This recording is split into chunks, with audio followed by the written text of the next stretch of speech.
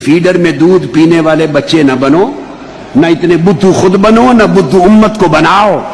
یہ گڑبڑ کرنے کی اجازت نہیں، یہ منافقت اور مداہنت ہے کہ پتہ نہیں حق ادھر تھا یا معلوم نہیں حق ادھر تھا، یا یہ کہنا کہ دونوں طرف سے آبا ہیں، دونوں طرف حق ہے، ہم کچھ نہیں کہہ سکتے۔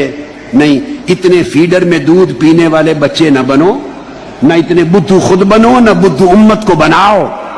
حق کی ہر ایک کو پہچان ہے، 1400 سال میں ہزاروں کتابیں بھری پڑی ہیں اس پر، ہر کتاب نے حق کو کھول کے لکھ دیا ہے۔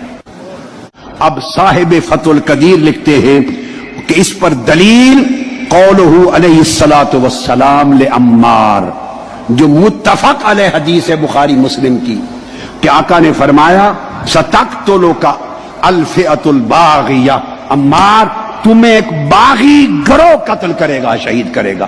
اب آقا علیہ السلام جس گروہ کو باغی کہہ دیں، دنیا میں کون مسلمان ہے محمد مصطفیٰ کا کلمہ پڑھنے والا اور خود کو مصطفیٰ کا امتی کہنے والا، جس گروہ کو مصطفیٰ الفئۃ الباغیہ کہہ دے، اس کے بعد وہ ان کے فیضان کے چشمے جاری کرے اور ان کی تقریریں کرے اور ان کے عرسوں کا اعلان کرے؟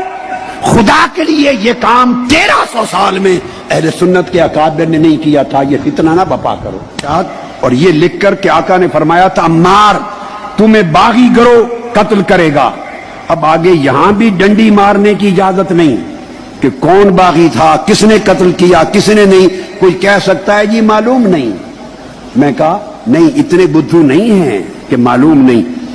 صاحب فتح القدیر لکھتے ہیں وقد قاتلہ اصحاب معاویہ یصرح بانہ بغاۃ، اور واضح طور پر حضرت امیر معاویہ کے لشکر نے ان کو قتل کیا تھا۔